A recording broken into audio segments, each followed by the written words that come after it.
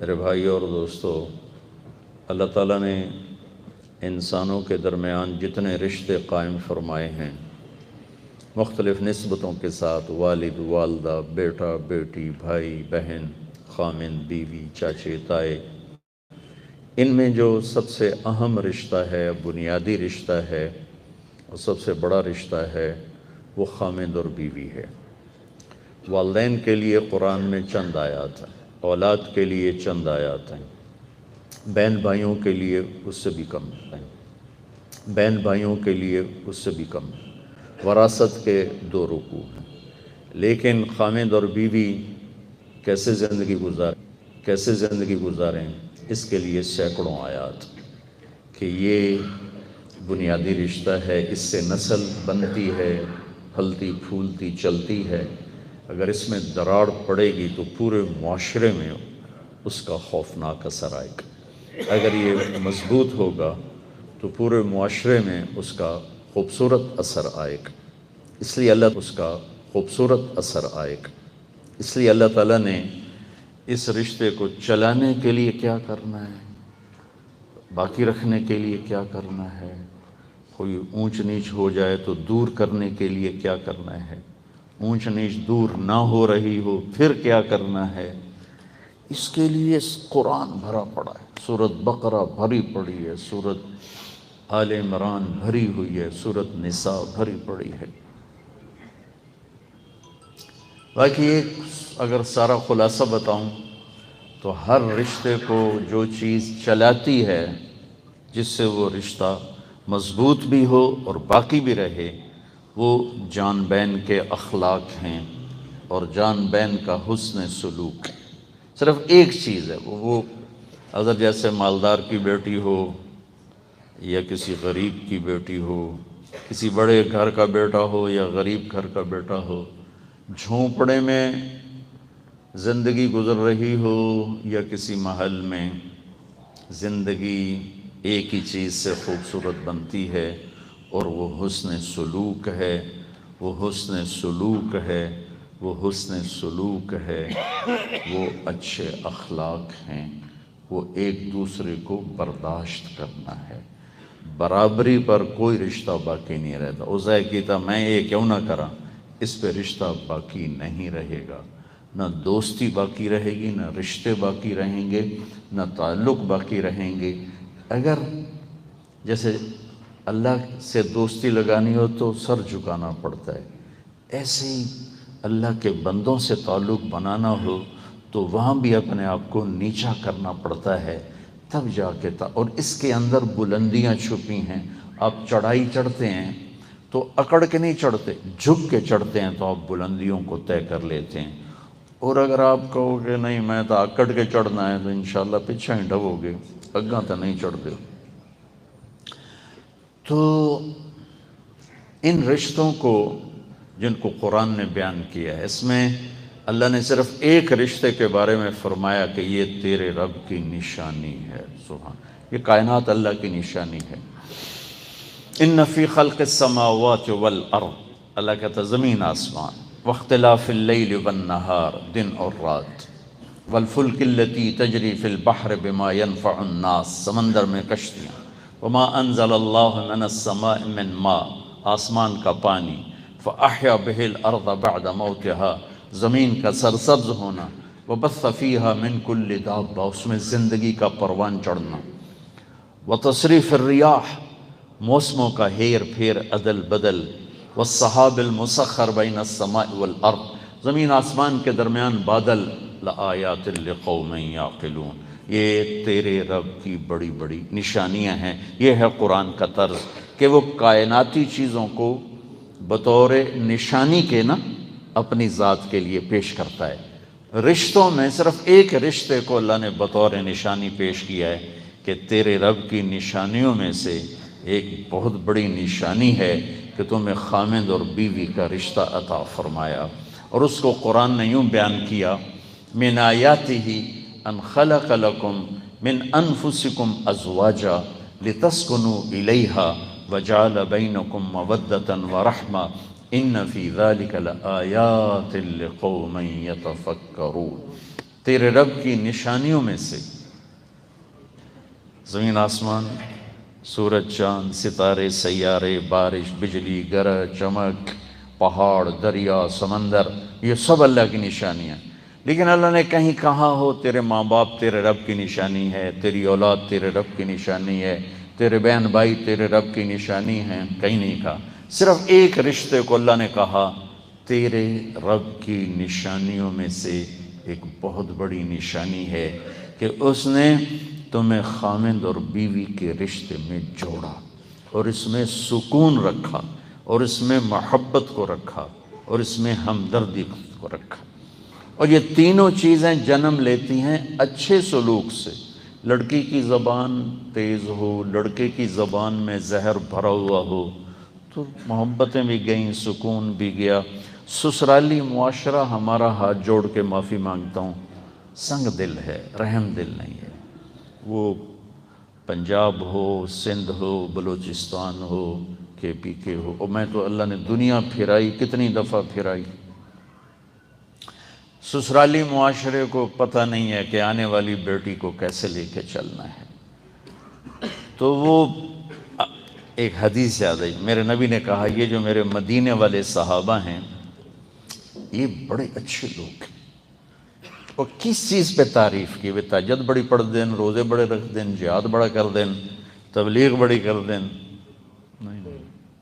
فرمایا کہ او بھائی تو کی کر رہے ہیں، بہ جا، سارے پریشان کیتی جانا۔ میرے نبی نے فرمایا یہ میرے مدینے والے جو صحابہ ہیں یہ بڑے اچھے لوگ ہیں۔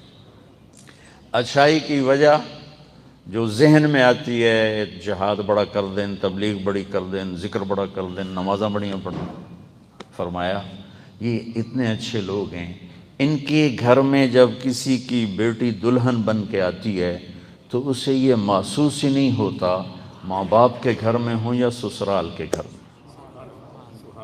اگر آپ ایسا معاشرہ بنا دیں تو ہمارے سارے مسئلے ختم ہو جائیں۔ میں اپنی بیٹی کو ہاتھ پکڑ کے روانہ کر رہا ہوں کسی کے ساتھ، تو میری بیٹی تو گئی، تو اب میں جب کسی کی بیٹی کو اپنے بیٹے کے لیے لا رہا ہوں تو اسے اپنی بچی بنا لوں، اور میری بیگم اس آنے والی کو اپنی بیٹی بنا لے تو کتنا خوبصورت رشتہ ہو جاتا۔ اور یہ آنے والی جو بچی ہے یہ اپنے ماں باپ کو چھوڑ کے آئی ہے تو یہ اپنے خامند کے ماں باپ کو اپنے ماں باپ بنا لے تو کتنا خوبصورت رشتہ۔ لیکن بھائیو میں دکھ سے کہتا ہوں عموماً کوئی 90-95% شدت سسرال سے آتی ہے، پھر کام بگڑتا ہے اور حالات خراب ہوتے چلے جاتے ہیں۔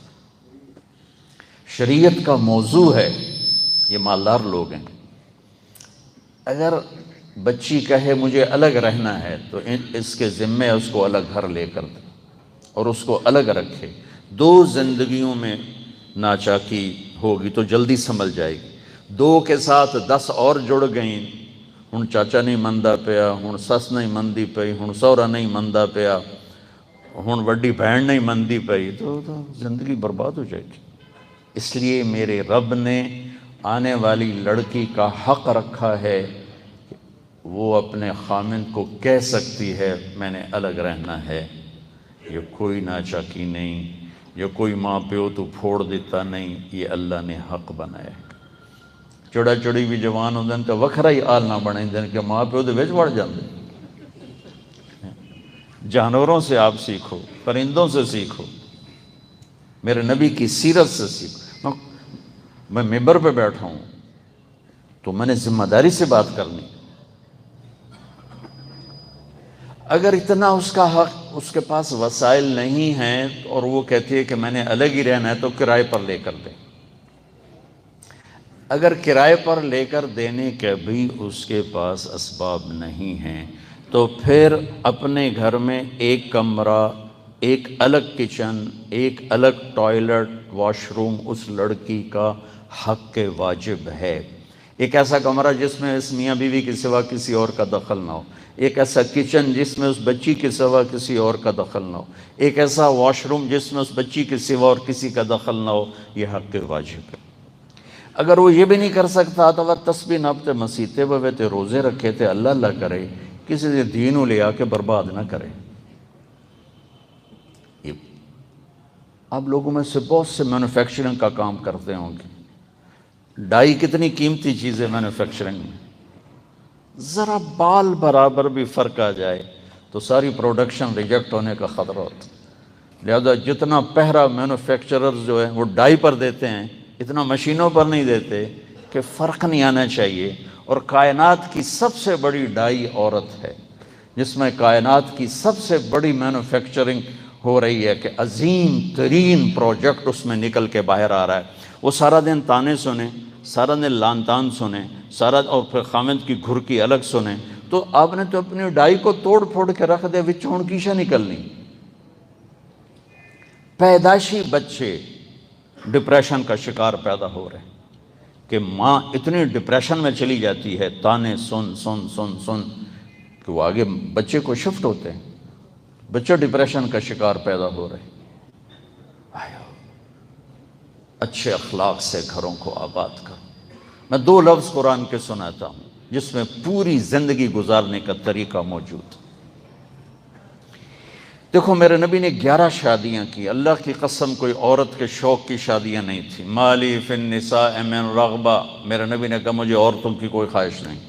پھر میرے نبی نے فرمایا ما تزوجت وما زوجت الا بوحی من السماء نزل به جبریل، کہ میری بات کان کھول کے سن لو، میں نے جہاں شادی کی، میں نے جہاں بیٹی کی شادی کی، پہلے آسمان سے جبریل وحی لے کر آئے، پھر میں نے یہ قدم اٹھایا۔ 11 شادیاں کیوں کی؟ ہمیں زندگی سمجھانے کے لیے کہ گھر کا دین اور ڈیلنگ، انسان سے ڈیلنگ مشکل تر۔ نماز پڑھنے واسطے ہونے 5 منٹ نہیں لگے تھا، اثر پڑھ لئی، ایک لوٹا پانی دا وایا ہے تو 5 منٹ مولوی بہداللہ سانو فارغ کر چھڑے۔ لیکن ڈیل کرنے کے لیے یہ اپنی بیوی کے ساتھ ایک اچھا خامند بن کے چلے، اس کی بیوی ان کے ساتھ اچھی بیوی بن کے چلے، یہ دانتوں پر سینہ آنے والی بات۔ اس لیے میرے نبی نے 11 گھر آباد کر کے ہمیں زندگی سمجھائی۔ 25 سال کا نوجوان کیوں شادی کرے گا 40 سال کی بیوہ سے؟ بیوہ بھی 2 دفعہ، ایک منگنی ٹوٹی ورقہ بن نوفل سے، ایک نکاح سے بیوہ ہوئیں ابو حالہ سے، دوسرے نکاح سے بیوہ ہوئیں ابن عابد سے، ہر نکاح میں اولاد پیدا ہوئی۔ اور میرے نبی 25 سال کے حسین جوان، ان کو 20 سال کی لڑکی چاہیے تھی، وہ 40 سال کی عورت سے شادی کی اور زندگی کے 25 سال ان کے ساتھ گزار دیے۔ جب آپ 50 برس کے ہوئے، جوانی مدھم پڑنا شروع ہوئی تو 10 شادیاں۔ یہ حدیث میں نے پیش کی کہ میں نے اس وقت تک شادی نہیں کی جب تک میرے اللہ کا حکم نہیں آیا۔ تو ہمیں زندگی سمجھانے کے لیے تھا کہ اسلام کا مشکل ترین چیپٹر ہے انسان کا انسان سے برتاؤ، اور اس میں سب سے مشکل چیپٹر ہے خامند کا بیوی کے ساتھ، اور بیوی کا خامند کے ساتھ برتاؤ مشکل ترین ہے۔ اس لیے میرے نبی نے فرمایا سب سے اعلیٰ درجے کا انسان وہ ہے جو بیوی سے اچھا سلوک کرتا ہے۔ پھر آپ نے کہا میرا سب سے اعلیٰ سلوک ہے اپنی بیوی کے ساتھ، اور آپ نے فرمایا معذرت کے ساتھ یغلبن الکریم و یغلبہن اللئیم، میرے نبی نے فرمایا شریف آدمی اپنی بیوی کو عزت دیتا ہے اور کمینہ آدمی اپنی بیوی کو دبا کے رکھتا ہے۔ سن دے پہ کمینے دا لفظ استعمال کیتا ہے۔ شریف آدمی اپنی بیوی کو عزت دیتا ہے اور کمینہ آدمی اپنی بیوی کو ذلیل کرتا ہے۔ میں کمینہ بن کے نہیں رہنا چاہتا، میں عزت دار بن کے رہنا چاہتا ہوں، میں اپنی بیویوں کو عزت دیتا ہوں۔ ایک لفظ قرآن کا، ہن لباس لکم وانتم لباس لہن، میرا اللہ کہہ رہا ہے بیوی تیرا لباس ہے، اور بیوی سے کہتا ہے خامن تیرا لباس ہے۔ لفظ لباس سے کیا کیا مطلب نکلتے ہیں؟ اب مجھے دیکھو، یہ میرے لباس اور میرے درمیان کوئی چیز ہے؟ میں ہوں اور میرا لباس ہے نا، تو اس لفظ لباس میں اشارہ ہے خامند اور بیوی کے درمیان کسی تیسرے کو داخل ہونے کی اجازت نہیں ہے، نہ بچے کے ماں باپ کو نہ بچی کے ماں باپ کو۔ جب میں نے اپنی بیٹی کا ہاتھ پکڑ کے دے دیا تو اس کے بعد خامند کا حق ماں باپ سے زیادہ ہے، اور جب یہ کسی کی بیٹی کو لے کر آیا ہے تو اس کی حفاظت کرنا ماں باپ سے زیادہ ہے، کہ میرا لباس اس کے درمیان کوئی چیز نہیں ہے، تو خامند اور بیوی کے رشتے کے درمیان کسی کو داخل ہونے کی اجازت نہیں ہے۔ ہمارا جوائنٹ فیملی سسٹم ہے، اور ایک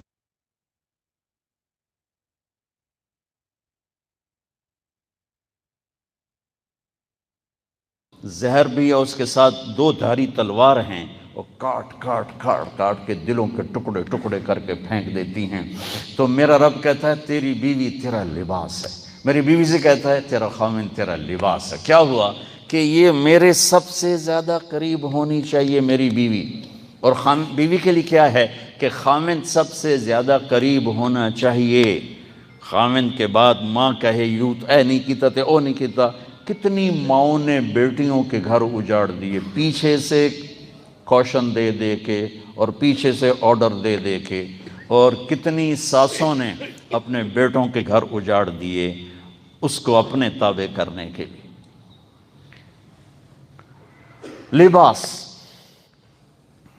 لباس کا کام کیا ہے؟ دوسرا مطلب، ایک مطلب میں نے بتایا کہ میرے اور میری بیوی کے درمیان کسی اور کو داخل ہونے کی اجازت نہیں۔ کے واسطے سیکھو۔ میں آپ کو اپنا واقعہ سنوں۔ میری بیوی کی شادی، میری شادی یہاں ہوئی، دیہات میرا ضلع ملتان میں۔ اللہ نے اپنے خزانوں سے بہت کچھ دیا۔ کلچر بتا رہا ہوں، کلچر، گھر دیاں بیبیاں کٹھی ہوئی ہوئی ہیں۔ میری ماں چولہے دی نگرانی تا کر دی آئی، کدی چولہے تے بندی کوئی نہ آئی، ٹھیک، نوکر نوکرانیاں ڈھگ لگویا، ساریاں کٹھیاں پہ ہیں۔ مینوں نصیحت ہو رہی، ماں تیری چولہے تے سڑدی پئی ہوندی ہے تے بیگم تیری ٹھک تے منجی تے بیٹھی ہوندی۔ میں کیا میری ماں کدا چولہے تے سڑی، مینوں کدی وکھاؤ تو صحیح۔ یہ کلچر ہے، یہ تہذیب گندی تہذیب ہے کہ آنے والی کو چبھونا ہی چبھونا ہے، کوئی نہ کوئی خنجر، کوئی نشتر۔ ماں تیری چولہے تے سڑدی پئی ہوندی۔ میں کہ میری ماں ہی مینوں جمیا، میں تو اپنی ماں نو بچپن تو ویکھیا، وہ تو کدی چولہے تے نہیں سڑی، وہ تو کوئی نوکر ہوندے نوکرانیاں۔ اج آئیے ایک شہروں آئیے، ایک رشتہ پہلے تو ہے کوئی نہیں، دیہاتی ماحول ہے، تو انہوں میں چولہے تے باہر چڑھا ہے، یہ تو انجے گئی کام تو بیچاری انہیں ہی فوت ہو جاسی۔ یہ ہمارا کلچر ہے کہ ساس سسر پازیٹیو نہیں ہیں، نیگیٹو ہیں۔ لڑکے کے لیے لڑکی کے ماں باپ نیگیٹو ہیں، اور لڑکی کے لیے لڑکے کے ماں باپ نیگیٹو ہیں۔ حالانکہ کتنا خوبصورت رشتہ ہے، میں آنے والی بہو کو بیٹی بنا لوں، اور آنے والی اپنے خامند کے ماں باپ کو اپنے ماں باپ بنا لے، تو کتنا خوبصورت رشتہ۔ تو میرے نبی نے کہا انصار بڑے خوبصورت لوگ ہیں، آنے والی کو محسوس ہی نہیں ہونے دیتے ماں پیو دا گھر ہے یا سابریاں دا گھر ہے۔ لباس، میرے اور میری بیوی کے درمیان کسی کو حائل ہونے کی اجازت نہیں۔ لباس کا کیا کام ہے؟ میرے عیب چھپاتا ہے۔ تو میرا کیا کام ہے؟ میں بیوی کی کمیاں چھپاؤں۔ میری بیوی کا کیا کام ہے؟ میری کمیاں چھپائے۔ لباس کا کیا کام ہے؟ مجھے خوبصورت بناتا ہے۔ تو میرے ذمے ہے میں اپنی بیوی کو حسن سلوک سے خوبصورت بنا دوں، اس کی زندگی کو خوبصورت کر دوں۔ اور خامند کا کیا کام ہے کہ وہ حسن سلوک سے اپنی بیوی کی زندگی کو خوبصورت بنا دے۔ لباس میں کیا ہوتا ہے؟ جب میں بڑا ہو جاتا ہوں تو میں لباس اپنی پسند کا خریدتا ہوں۔ پھر ماں پیو کی پسند ہے جب تک پیشاب پوتڑے وچ ہوندے، بڑے ہو گئے نہیں، ہوں آپے بازار جانا ہے، آپے ہی ویکھنا ہے، آپے ہی خریدنا ہے۔ تو لباس میں اشارہ ہے کہ شادی کے وقت بچے بچی کی رائے کو دیکھو۔ اگر بچی ہاتھ جوڑ دے ابا جی میں نے یہاں نہیں کرنا، تو بچی نافرمان نہیں ہے، اس نے اپنا حق استعمال کیا ہے۔ اگر بیٹا کہہ دے کہ لباس، لفظ لباس سے بتا رہا ہوں، جب ہم بڑے ہو جاتے ہیں ہم لباس میں خود مختار ہوتے ہیں۔ چھوٹے ہو تو ہمارے لباس ہمارے ماں باپ لاتے ہیں، اور جب ہم بڑے ہو جاتے ہیں تو ہم لباس اپنا پسند کرتے ہیں۔ تو بھائیو اپنے بچے بچیوں کی رعایت کر کے رشتہ کرو، بچی سے پوچھو۔ میرے نبی نے کہا میں نے اس وقت تک شادی نہیں کی جب تک کہ جبریل نہ آیا۔ اب مولا علی تشریف لاتے ہیں اور حضرت فاطمہ کا رشتہ مانگتے ہیں، بول نہیں سکے شرم کی وجہ سے۔ آپ کو تو پتا تھا کیوں ہے، علی کیسے آئے، چپ، تو آپ نے خود ہی کہا فاطمہ کے رشتے کے لیے آئے ہو؟ کیسے؟ جبریل پہلے سے موجود ہے کہ یا رسول اللہ یہی ہونا ہے، میرے نبی اس کے باوجود فرمایا انشاءاللہ، اور اٹھ کے چلے گئے۔ آپ باہر نکلے تو سامنے صحابہ کھڑے تھے، کیا ہوا؟ کہ انکار ہو گیا۔ انہوں نے کہا کیوں ہے؟ کہ بول رہی کچھ نہیں، چپ کر کے چلے گئے۔ تو عبد الرحمن بن عوف نے پوچھا کوئی گل کیتی ہے؟ کہ بس اتنا آکھیا انشاءاللہ۔ کہ مبارک ہو گیا۔ تو آپ نے فرمایا کیسے ہو گیا؟ کہا نبی کا انشاءاللہ ہاں ہوتا ہے۔ اب سنو، ہاں کیوں نہیں کی؟ ہاں کیوں نہیں کی؟ جبریل آپ بیٹھو ہوئے، اللہ دا پیغام ہی آ چکے ہوئے تھے، ہاں کیوں نہیں کی تھی؟ گھر گئے، بیٹی فاطمہ علی کا رشتہ آیا ہے، ہاں کر دوں؟ اللہ اکبر، اللہ اکبر۔ ساڑیاں تا اج دیاں بچیاں انکار نہیں کر دیاں، تے تہاڈا کی خیال ہے فاطمہ آکھنا میں نہیں کرنا؟ جنت دی عورتاں دی سردار، حسنین دی ماں بنان والی، اللہ دے شیر دی بیگم بنان والی، انہاں آکھنا جی نہیں میں نہیں کرنا۔ بھائیو ہمیں سمجھانے کے لیے تھا کہ جبریل بھی آ جائے تو بیٹی سے پوچھو ہاں کروں کہ نہ کروں۔ جب حضرت فاطمہ نے اشارہ دیا ہاں کا، پھر باہر اسی وقت تشریف لائے، علی کٹھا کرو، ایویں مسجد بھر گئی۔ تو آپ نے علی کو سامنے بٹھا کر فرمایا لوگو میرے پاس جبریل اللہ کا پیغام لے کر آئے تھے کہ میں فاطمہ کا رشتہ علی کے ساتھ کرتا۔ پھر آپ نے خطبہ پڑھ کے 400 درہم مہر پر حضرت علی کا نکاح حضرت فاطمہ سے فرمایا، اور پھر سارے مہمان جتنے مسجد میں تھے سب کو کھجوریں بھی کھلائیں اور شہد کا شربت بھی پلایا۔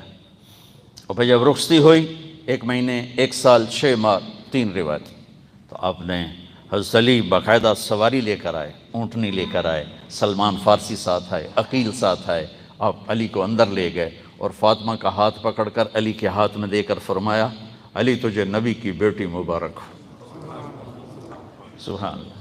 پھر فرمایا فاطمہ میرے خاندان میں جو مجھے سب سے زیادہ محبوب تھا میں نے تیرا ہاتھ اس کے ہاتھ میں دے دیا ہے۔ بھائیو لباس میں کیا ہے؟ جب میں بڑا ہو جاتا ہوں میں اپنی مرضی خود کرتا ہوں، تو میرا اللہ اس لباس میں ماں باپ کو سبق دے رہا ہے کہ ذبح نہ کر دو اولاد کو اپنی انانیت پر، ایتھے ہی کرنا ہے، نہیں تو جا بھاج جا جدے جاونا یا پہ کر لے۔ کتنے والدین ہیں نادان جو اپنے بچوں کی چھوٹی چھوٹی خواہشیں پوری کرتے کرتے کرتے جب زندگی کی سب سے بڑی خواہش آتی ہے تو اڑ جاتے ہیں، نہیں اسی نہیں دے کرنا۔ کوئی جٹا نو ویندا ہے، کوئی بٹا نو ویندا ہے، کوئی ارائیاں نو ویندا ہے، کوئی شیخاں نو ویندا ہے، باہر نہیں کرنی چاہے بڈھیاں ہو جانا۔ لباس میں اللہ نہیں۔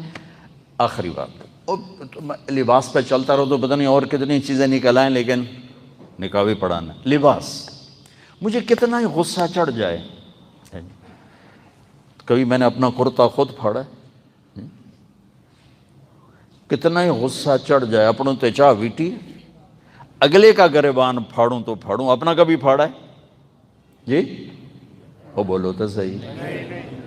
تو میری بیوی میرا لباس ہے، مجھے کتنا ہی غصہ چڑھے مجھے اس کے عزت کو تار تار نہیں کرنا، مجھے اس کے دل کو نہیں توڑنا، مجھے ایسا بول نہیں بولنا جس سے اس کا دل کو ٹکڑے ٹکڑے ہوئے اور وہ ایک طرف بیٹھ کے آنسو بہا رہی ہو۔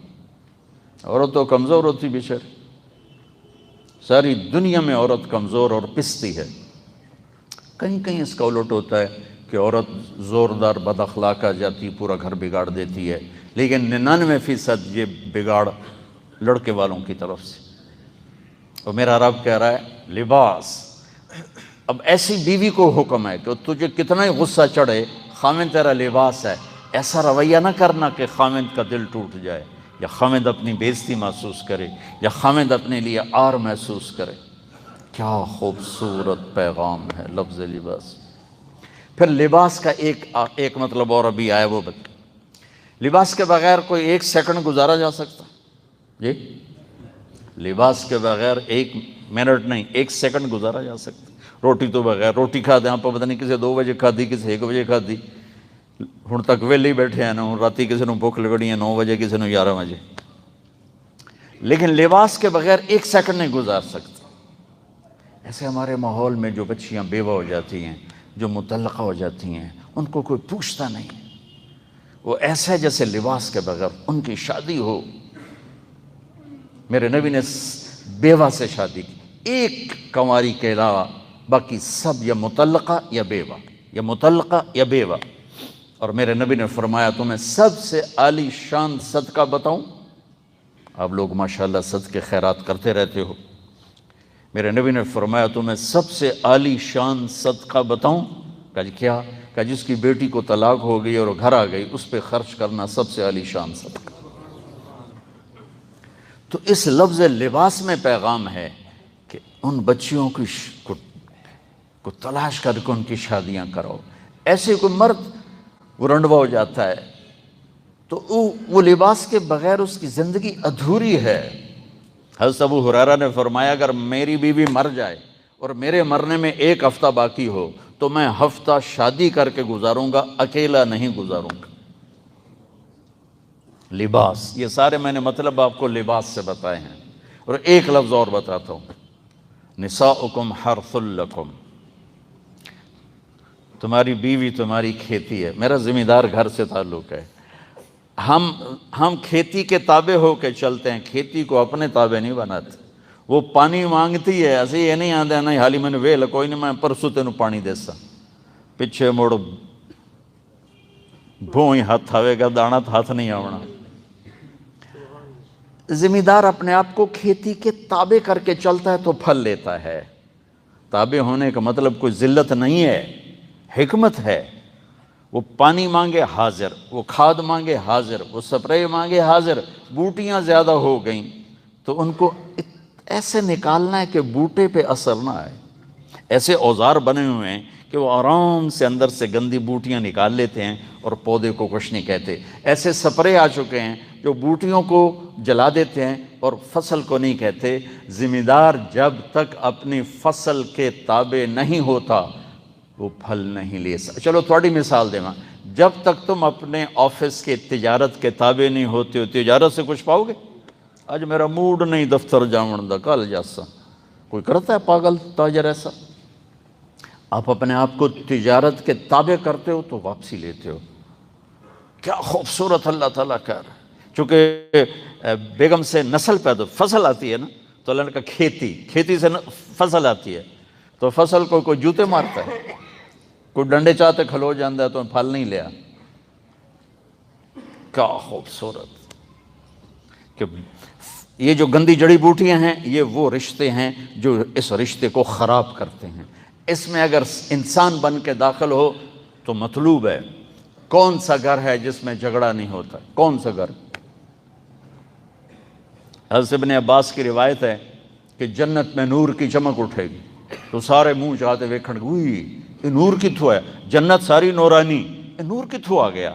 تو ان سے کہا جائے گا جنت الفردوس میں علی و فاطمہ کسی بات پہ مسکرائے ہیں، ان کے دانتوں سے جو نور نکلا ہے اس نے جنت کو روشن کر دیا۔ ٹھیک، ہوں اس توتے میں کی سناواں؟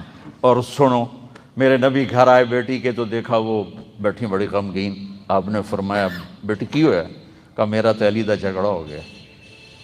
تو اس کا بھی ہو سکتا ہے، اس کا بھی ہو سکتا ہے، میرا بھی ہو سکتا ہے، سب کا ہو سکتا ہے۔ جھگڑا ہونا کوئی مسئلہ نہیں، ذلیل کرنا، بے عزت کرنا اور جھگڑے کو لڑائی بنا دینا یہ انسانیت نہیں ہے۔ آپ نے کہا علی کدھر ہے؟ کہا جی باہر نکل گیا۔ تو آپ کہتے ہیں میں تو دھی آلا، میں کیوں پیچھے جاؤں اپنے داماد دے؟ نہیں، آپ نے کہا علی کدھر ہے؟ کہا جی باہر نکل گئے۔ آپ خود چل پڑے تلاش کرنے، خود بیٹی والے ہو کے وہ گئے تو مسجد میں لیٹے ہوئے تھے، تو آپ کو ایک ٹائٹل ملا جس کو آپ کہتے تھے دنیاؤں کے سارے خزانوں سے مجھے زیادہ محبوب ہے۔ آپ لیٹے ہوئے تھے اور سوئے ہوئے تھے اور مٹی لگی تھی جسم پر، تو آپ نے کہا ابو تراب اٹھو، یہ ٹائٹل آپ کو یہاں ملا، ابو تراب اٹھو۔ اب گھر آئے، آ کے دونوں کو بٹھا کے پوچھا نہیں بھی توڑا جھگڑا ہویا کی یہ جڑے پوچھنا رہے نے ہور لڑا چھڑ دے، وہ لڑائی اور وج جاندی، وہ دو چار لکڑیاں اور وچ پا دیندے۔ تو آپ نے بجائے اس کے کہ پوچھتے بے چکر کی ہے، اب مجھے آپ یوں لیٹ گئے زمین پر، ادھر علی کو لٹایا، ادھر فاطمہ کو لٹایا، علی کا ہاتھ پکڑ کے یہاں پیٹ پر رکھا، ادھر سے فاطمہ کا ہاتھ پکڑ کے علی کے ہاتھ پہ رکھا، اور اوپر اپنا ہاتھ رکھا۔ یہ میرے نبی کے شکم پیٹ مبارک، اور یہ علی کا ہاتھ، یہ اوپر فاطمہ علیہ السلام کا ہاتھ، اور یہ اوپر میرے نبی کا ہاتھ۔ اور آپ نے کہا علی جی، فاطمہ جی، بولو ہماری صلح ہو گئی۔ کہا جی ہماری صلح ہو گئی۔ اے ماں پیو کر سکدن تا کرن،